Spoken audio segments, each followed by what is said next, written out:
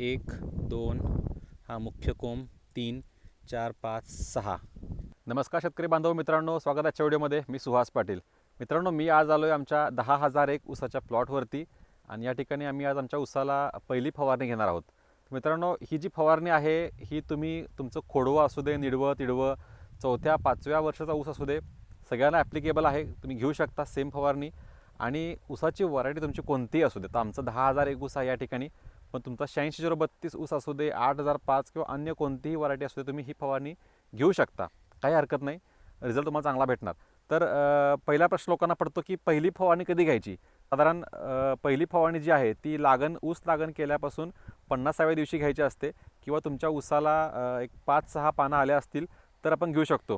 कारण का काही जणांचा ऊस लागण करून 50 दिवस झालेले असतात, पण काही कारणामुळं त्याला खत पाणी दिलेलं नसतं किंवा इतर कारणांमुळं त्याची वाढ झालेली नसते आणि 2 पानावर ऊस असतो. तर अशा वेळेस फवारणी घेऊ नये. कारण का फवारणीचा हेतू हा असतो की आपण जे खत आणि द्रावण तयार करून फवारणी घेतो तर ती पानावर पडली पाहिजे. तुमच्या ऊसाला जर मुळात पानं कमी असतील तर आपण जी फवारणी घेतो ती पानावर न पडता जमिनीवर पडणार, वाया जाणार किंवा रिझल्ट म्हणावा तसा लागणार नाही.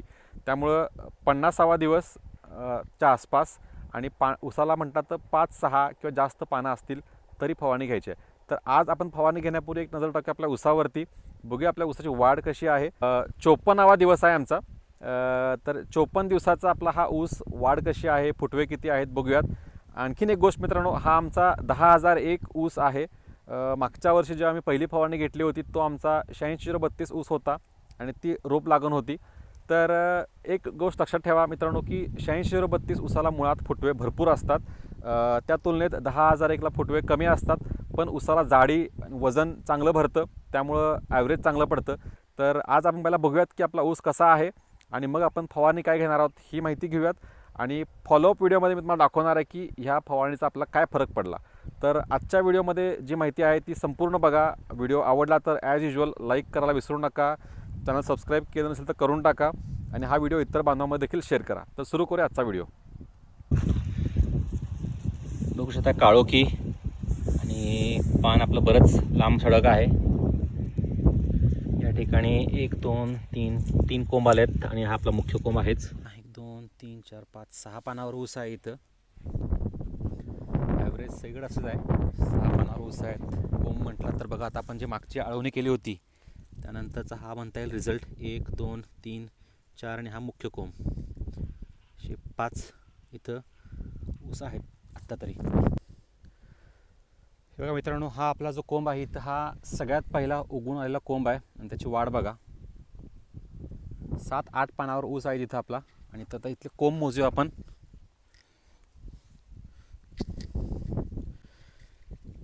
1 2 हा मुख्य कोंब, 3 4 5 6. तर इथं आता 6 तरी फुटवे आहेत आणि हा 10,001 ऊस आहे मित्रांनो. तुमचा जर 8632 ऊस असेल तर तुम्ही जर 2 आळवण्या केल्या असतील, आपली पहिली आळवणी 19-19, दुसरी आळवणी 12-61, तर तुम्हाला नक्कीच एक 10च्या पुढं कोंब बघायला मिळतील.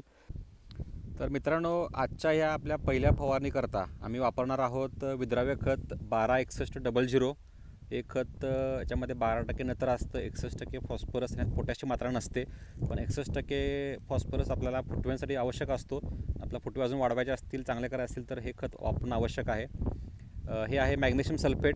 मॅग्नेशियममुळं पिकाला काळोखी लागते, पान हिरवगार होतं.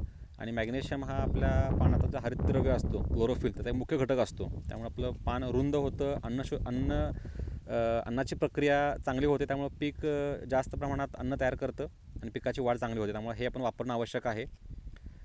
एक बुरशीनाशक वापरायचं लागतं, कारण का आम्ही मागच्या आळवणीमध्ये बुरशीनाशक वापरलं नव्हतं, म्हणून मी इथं कार्बनडिझिम 50% घटक असणारं हे बुरशीनाशक वापरतो आहे. तुम्हाला हे घटक असणार म्हणजे कार्बनडिझिम 50% घटक असणारं बाजारामध्ये भरपूर वेगवेगळ्या कंपन्यांचं मिळतं. तुम्हाला जे कुठलं मिळेल तुम्ही ते वापरू शकता. क्लोरॉक्सविक्स हे आता क्लोरोपायरिपॉस 20% घटक असणारं कीडनाशक आहे. हे बेसिक कीडनाशक आहे, त्याची फवारणी मी घेतो आहे. 6BA IBA हे अमिनो बेस्ड टॉनिक आहे पिकाच्या वाढीसाठी. आणि हे सूक्ष्म अन्नद्रव्य दयाल कंपनीचा मी इथं वेजमोर म्हणून आहे, मायक्रोन्यूट्रिएंट आहे. ह्याच्यामध्ये 5-6 घटक असतात. ह्याच्यामध्ये बघू शकता तुम्ही इथं zinc, ferrous, copper, manganese, boron, molybdenum असे हे 5-6 सूक्ष्म अन्न घटक असतात जे पिकाच्या वाढीसाठी अत्यंत आवश्यक असतात. हे लहान प्रमाणात लागतं पण हे आवश्यक असतं. ह्याचं प्रमाण किती किती वापरायचं आहे हे मी तुम्हाला स्क्रीनवरती दिलेलं आहे. त्या प्रमाणात तुम्ही वापरायचं आहे. 15 लिटरचा पंप तुम्ही करत असाल तर 15 लिटरच्या एका पंपसाठी प्रमाण मी इथं मांडलेलं आहे. आता आम्ही इथं आमचे 3 पंप होणार आहेत 15 लिटरचे अंदाजे. मग त्याच्याकरता आता मी हे सगळं सामग्री इथं आणलेली आहे. मग दाखवतो मी की स्टॉक सोल्युशन कसं तयार करायचं. मित्रांनो, स्टॉक सोल्युशन तयार करत असताना एक साधा सोपा उपाय म्हणजे पहिली गोष्ट म्हणजे जी खतं आहेत ही 2 आणि त्यात 6B आणि IB हे एकत्रित मिश्रण करून ठेवलं तर चालतं. त्यात आपण बुरशीनाशक आणि कीटनाशक मिक्स करायचं नाही आहे. तुम्ही जर माझा मागच्या वर्षीचा व्हिडिओ बघितला असाल तर मी सगळं एकत्र केलं होतं.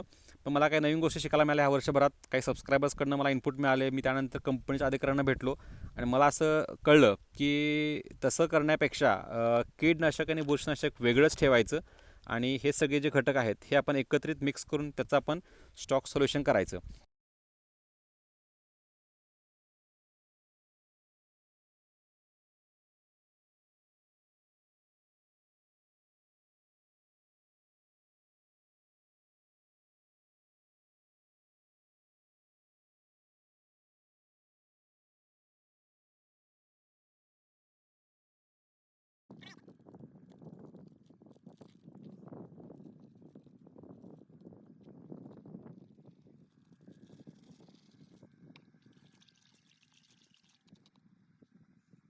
ह्यामध्ये ही 100 मिलीची बाटली आहे टॉनिकची. याच्यामध्ये अमिनो बेस्ड टॉनिक आहे. आता ही 100 मिली बाटली मी सगळीच ओतणार याच्यामध्ये.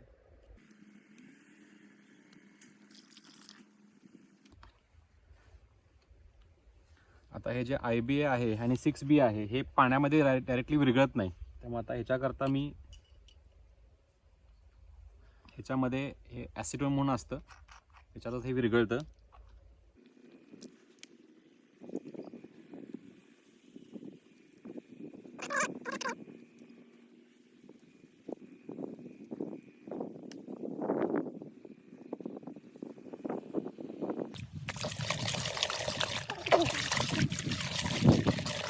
पंधरा लिटरचा बॅटरी पंप आहे. आता आपण मगाशी द्रावण तयार केले 3 पंपासाठीचं, तर आपण त्यातलं एक भाग भरून घ्यायचा आहे.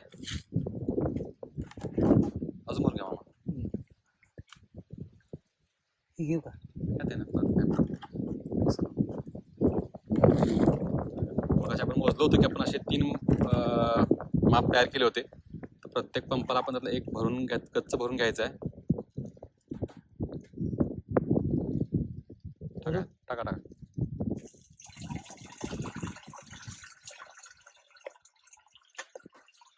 आता आपलं ह्याच्यामध्ये टाकायचं आहे 30 मिली हे कीटकनाशक. ह्याचं प्रमाण आहे लिटरला 2 मिली. आता हे 15 लिटरचा पंप आहे म्हणून आपण याच्यामध्ये 30 मिली हे घालणार आहोत. ते आपण घेतलेलं आहे मोजून.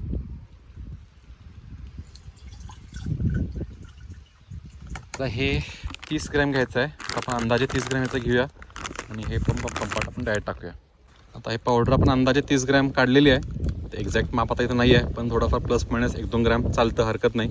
आता हे आपण डायरेक्टली पंपात टाकायचे आहे. तर एक लहानचं टास्क आहे इथं. पंप चालू करायचा आहे आणि चालू करून हे अशा प्रकारे मोटर सुरू करून ह्यात फिरवायचं आहे. म्हणजे काय होतंय मग दिसते बघा की हे असं केल्यामुळं पाणी आतल्यात फिरतंय पंपाचं आणि सगळं द्रावण जे आहे ते चांगल्या प्रकारे मिक्स होतंय आणि मग इफेक्टिव्ह स्टॉक तयार होतो इथं आपला.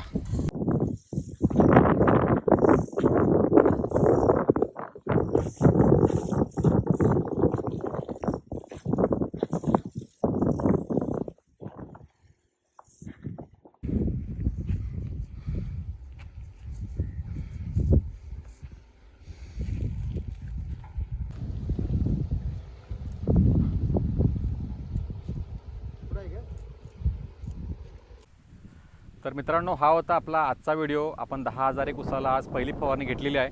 मी मगाशी बोललो त्याप्रमाणे तुम्ही ही फवारणी तुमच्या दुसऱ्या कुठल्या ऊस व्हरायटी असेल, 265 असेल, 8632 असेल, तुम्ही ही घेऊ शकता. ऊसाचं तुमचं लावण जरी असेल, खोडवं निडवं काही असेल तुम्ही घेऊ शकता. 50वा दिवस पहिली फवारणी किंवा 7 ते 8 पानावर आपलं लावण किंवा खोडवं असावं तर फवारणी इफेक्टिव्ह होते. मला आजच्या फवारणीचा खर्च म्हटला तर 550 रुपये आला आहे 15 गुंठे किंवा 3 पंप घेण्यासाठी. त्या तपशील असा आहे की जे मी कीटनाशक वापरलं 20% क्लोरोपायरिपॉस त्याला मला 70 रुपये खर्च आला. जे मी बुरशीनाशक वापरलं कार्बन डिजिम 50% घटक असणारं ते 80 रुपयाचं होतं. IB आणि 6BA मला प्रत्येकी 1-1 ग्रॅमची बाटली 50 रुपयाला पडली, त्याचे 100 रुपये झाले. मी टॉनिक जे वापरलं ते अमिनो बेस्ड टॉनिक होतं. त्यामध्ये ऑर्गॅनिक ह्युमिक होता, अमिनो होतं. ते मला 100 ml ची बॉटल मला 120ला पडली. त्याचबरोबर मी जे वेजमोर वापरलं होतं दयाल कंपनीचं मायक्रोन्यूट्रिएंट ते 100 ग्रॅमचं पॅकेट होतं, ते मला 120ला पडलं. आणि राहिलं आपलं खतं 126100 50 रुपयाचं होतं 300 ग्रॅम, आणि मॅग्नेशियम सल्फेट 10 रुपयाचं होतं. तर असा हा मग टोटल खर्च आला आहे 550 रुपये. तुम्ही आता हा मी फक्त 15 गुंठ्याकरता सामग्री घेतली होती म्हणून हा मला खर्च जरा जास्त आला असं वाटतं. तुम्ही जर एकदमच एकरासाठी डोस घेतला किंवा बल्कमध्ये सामान तुम्ही उचललं 1-1 किलो पॅकेट तुम्ही घेतले किंवा तुम्ही जर टॉनिकची बाटली 1 लिटर साईजमध्ये घेतली तर हा तुमचा खर्च अजून कमी येईल. म्हणजे मला पर पंप जो खर्च आला आहे 170-180 रुपये मला खर्च आला आहे पर पंप. पण तुम्ही जर बल्कमध्ये परचेस केलं तुम्हाला हा खर्च अजून कमी येईल. तर हा होता आजचा व्हिडिओ पहिली फवारणीचा. तर तुम्हाला काही माझ्याकरता सजेशन्स असतील, फीडबॅक असेल की बाबा ही इम्प्रूव्हमेंट करा किंवा अशा नाही असं करू शकता तुम्ही, किंवा काही प्रश्न असतील एकंदरीत फवारणीबद्दल, इन जनरल शेतीबद्दल, तर बेझिझक मला कमेंट करा किंवा इंस्टाग्राम आणि फेसबुकवर मेसेज करा. मी शक्य तितक्या लवकर रिप्लाय द्यायचा प्रयत्न करेन. तर मित्रांनो, हा होता आजचा व्हिडिओ. पुन्हा एकदा व्हिडिओ बघितल्याबद्दल धन्यवाद. भेटू पुढच्या व्हिडिओमध्ये. थँक्यू.